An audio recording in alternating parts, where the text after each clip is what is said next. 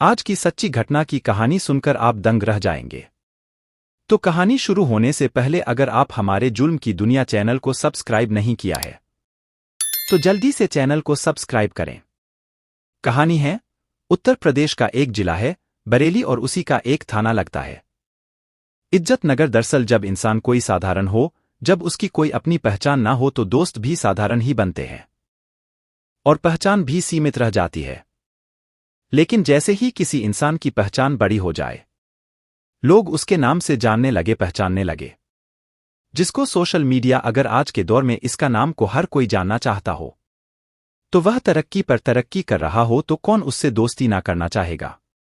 जब तक वह व्यक्ति साधारण था तब तक तो 500 दोस्त थे सिर्फ फेसबुक पर, और जैसे ही उसने अपना नाम नूरुल हसन आईपीएस रखा, कदर 2015 बैच का और महाराष्ट्र का कैडर के बारे में लिखा, 2-4 अच्छी फोटोग्राफ्स उस पे डालें, तो देखते ही दिखते फ्रेंड रिक्वेस्ट वालों की लाइन लग जाती है।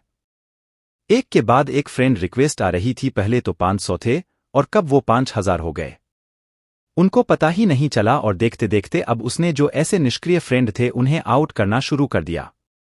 जो खूबसूरत चेहरे थे, जिनके हाव भाव अच्छे थे, जो पढ़े लिखे थे, अच्छे पहनने में कपड़े हो, देखने वाले में अच्छे हो, उनके चेहरे मोहरे देखने के बाद भी फ्रेंड रिक्वेस्ट को लगातार एक्सेप्ट करता रहा और निष्क्रिय दोस्तों को उस सूची से बाहर करता रहा। अब देखते ही देखते चाहे वह लगभग 5000 दोस्तों में 3000 लड़कियां थीं, वह भी ज्यादातर अच्छे घरों की, बेहद पढ़ी लिखी, बेहद उच्च घरों से ताल्लुक रखने वाली। बात आगे बढ़ती है और बात आगे बढ़ने के बाद आईपीएस ऑफिसर होता है। तो इसलिए मुंबई से लेकर अब दुनिया, मतलब देश का ऐसा कोई हिस्सा नहीं था जहां से शादी की प्रस्ताव नहीं आ रहे थे। जब भी मौका मिलता था वह अपनी प्रोफाइल को लगता चेक करता था, उनसे बातचीत करने की कोशिश करता था, और जब किसी लड़की का मैसेज आता था तो उसको एक बार जरूर देखा था कि आखिरकार वह लड़की कौन है, कहां की रहने वाली है, उसका प्रोफाइल में क्या है, वह कितनी पढ़ी लिखी है, क्या क्या बातें हैं और शेयर करना चाहती है। धीरे धीरे करके ना जाने कितनी लड़कियों से बातचीत का सिलसिला शुरू हो जाता है।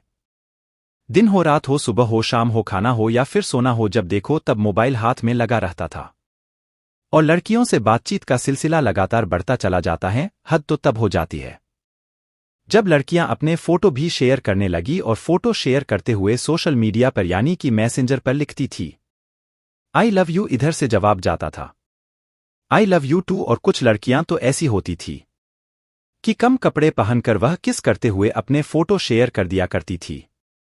ऐसे ही करते करते वक्त आगे बढ़ना शुरू हो जाता है। वक्त आगे बढ़ रहा था, लड़कियों की लाइन लग रहे थे। ज्यादा लड़कियां ये कहती थी कि बस तुम मुझे अपनी जिंदगी का हिस्सा बना लो, मुझसे शादी कर लो, जैसा तुम कहोगे बिल्कुल वैसा ही होगा। इस तरह की जो बातें होती थी तो बड़ा अच्छा सा लगता था। इधर अब सब कुछ ठीक चल रहा है। कई लड़कियां ऐसी होती थी जो मैसेंजर पर लगातार बातचीत करने की कोशिश करती थी। मैसेंजर यानी कि कॉल करने की कोशिश करती थी, जो फेसबुक का एक मैसेंजर होता है। उसी से ही वीडियो कॉल की भी अनुमति मिल सकती है, यानी कि हम अब एक दूसरे को देखकर भी बातचीत कर सकते हैं।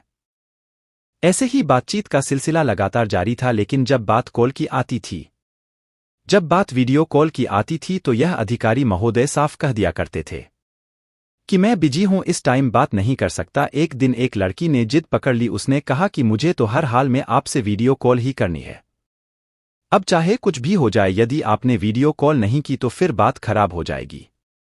इस अधिकारी ने साफ मना कर दिया, मेरे पास वक्त नहीं है, मैं इसलिए आपसे वीडियो कॉल पर बात नहीं कर सकता, ना ही कॉल पर बात कर सकता हूं।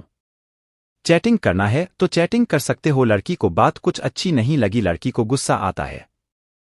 लड़की ने अब इस अधिकारी के घर का पता निकालना शुरू कर दिया कि कहां रहते हैं। वह लड़की सीधा अपनी मां के साथ उनके घर पर पहुंच जाती है।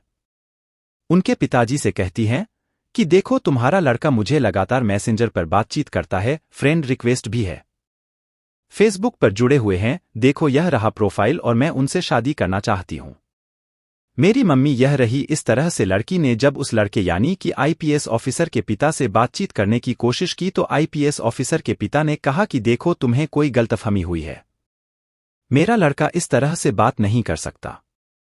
शायद कुछ ना कुछ गलतफहमी नहीं है, बल्कि उन्होंने बातचीत के जो सिलसिला था, मैसेंजर की बातें थी, वह सब कुछ दिखना शुरू कर दिया अब लड़के के जो पिता होते हैं, जो आईपीएस ऑफिसर के पिता से शमसुल हसन बड़ा परेशान हो जाते हैं। सोचने पर मजबूर हो जाते हैं कि आखिरकार करें तो क्या करें। अब लड़की रोज तीसरे दिन आकर घर पर बैठ जाए, कभी कुछ दबाव बनाना शुरू कर दे, कभी कुछ कहना शुरू कर दे। वह थोड़ा परेशान हो जाते हैं। 8 अगस्त 2019 को इज्जत नगर थाने में वह जाते हैं शमशल हसन और जाकर कहते हैं कि कोई मेरे बेटे के नाम से लड़कियों को परेशान कर रहा है और उनसे बातचीत करता है। आप इस मामले को जरा देखिए तो सही।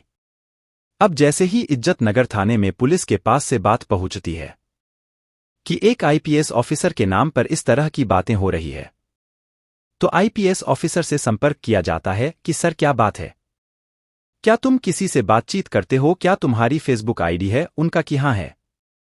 तो सही, लेकिन मेरी आईडी यह नहीं है। यानी कि उन्होंने खुद बताया कि ऐसा कुछ नहीं है। उधर वह लड़की भी थाने पहुंच जाती है। थाने जाने के बाद कहने लगती है कि आईपीएस ऑफिसर ने मेरा यौन शोषण किया है। मतलब बात थोड़ी थी, लेकिन थोड़ी बात को भी बहुत बड़ा चढ़ाकर जब पेश किया गया तो अब पुलिस वालों की भी हालत खराब हो जाती है कि एक आईपीएस ऑफिसर पर यौन शोषण का आरोप लग रहा है। एक यह अधिकारी के साथ इस तरह से कैसे बात हो सकती है? तो उन्होंने कहा ठीक है, आप एक एप्लीकेशन दीजिए। उस लड़की ने अपनी मां के साथ थाने जाती है और एप्लीकेशन देती है और पूरी कहानी बयां कर देती है। कुछ सबूत भी देने की कोशिश कर रही थी। पुलिस ने उन सबूतों के आधार पर जो साइबर सेल होता है, इस मामले की जांच पड़ताल करना शुरू कर दिया। जांच पड़ताल करने के बाद पुलिस के सामने एक नाम आता है। नाम था जावेद, जो कि दिल्ली में रहकर ई रिक्शा चलाया करता था। पुलिस यानी कि यह बरेली की पुलिस सीधे दिल्ली जाती है। उस व्यक्ति को जिसका नाम जावेद होता है उसको धरती है। उसको थाने लाने के बाद उससे पूछताछ करती है। उससे पूछा जाता है कि भाई क्या बात है, तुमने ऐसा क्यों किया? तो उसने कहा कि साहब 500 लोग कूल थे मेरी फ्रेंड रिक्वेस्ट में और कोई बातचीत भी नहीं करता था। समझ नहीं आ रहा था कि क्या करूं। तभी उसने नूरुल हसन आईपीएस ऑफिसर के नाम पर एक फेक आईडी बनाता है और उसके बाद फिर लड़कियों की फ्रेंड रिक्वेस्ट आना शुरू हो जाती है। अब उसके सामने तो बहुत घेर वाली च्वाइस थी और च्वाइस में से वह जो खूबसूरत लड़कियां होती थी उनसे बातचीत करता था। उनसे कई बार वह न्यूड फोटोग्राफी मंगा लिया करता था। अब इसी रिक्शा वाले की पत्नी भी आती है। पत्नी ने भी आकर कहा कि मैंने अब तक 5 मोबाइल तोड़ दिए हैं। दिन रात जब देखो तब यह चैटिंग ही किया करते थे। इनका बेटा खुद जवान हो चला है और यह लड़कियों से जिनकी उम्र आधी से भी कम है। इनकी उम्र से यानी कि 20 साल 18 साल की लड़कियां होती थी और वह बिल्कुल कपड़े उतार के उनके न्यूड फोटो के साथ इससे बातचीत क्या करती थी। और जब यह कॉल वह लड़कियां कॉल करने की कोशिश करती थी तो यह कॉल रिसीव नहीं करता था। पुलिस ने पूरे सबूत जुटाए। सबूत जुटाने के बाद उस जावेद को गिरफ्तार किया। गिरफ्तार करने के बाद जेल भेज दिया। लेकिन जो लड़की थी, लड़की ने कहा कि पुलिस ने अपने अधिकारी को बचाने के लिए एक सीधे साधे जावेद नाम के व्यक्ति को, जो ई रिक्शा चलाता है, दिल्ली के अंदर उसको फंसा दिया है और अपने ऑफिसर को बचा रहा है। जबकि पिता जो शमशुल हसन होते हैं, आईपीएस ऑफिसर के पिता होते हैं, उन्होंने कुछ ऐसे सबूत दिए जिससे पता चला कि मां और बेटी जबरदस्ती आईपीएस ऑफिसर को फंसाना चाहती थी। इसलिए उनसे शादी करने का बहाना या फिर पैसे लूटने का बहाना, इस तरह के षड्यंत्र रच रही थी। और जब यह बात निकालकर लोगों के सामने आती है कि जिस व्यक्ति ने आईडी बनाई थी वह रिक्शा चलाता था और आईपीएस ऑफिसर के नाम से बनाता है और थोड़ी बहुत नहीं 3000 लड़कियों से दोस्ती करने के बाद उसने के अजीब ही कहानी कर दी थी। हालांकि पुलिस ने जिस मामले की जांच पड़ताल की तो मां और बेटी उन दोनों को भी साथ में जेल भेज दिया था, क्योंकि वह उसके पिता, उनके आईपीएस के पिता को वह ब्लैकमेल करना चाहते थे। दोस्तों, इस वीडियो से किसी को डराना या धमकाना नहीं है, बल्कि आपको जागरूक करना है। वीडियो पसंद आई हो तो लाइक शेयर करें। साथ ही जुल्म की दुनिया चैनल को सब्सक्राइब करें। रोज रात 8 बजे एक नई सच्ची कहानी सुनने के लिए। धन्यवाद।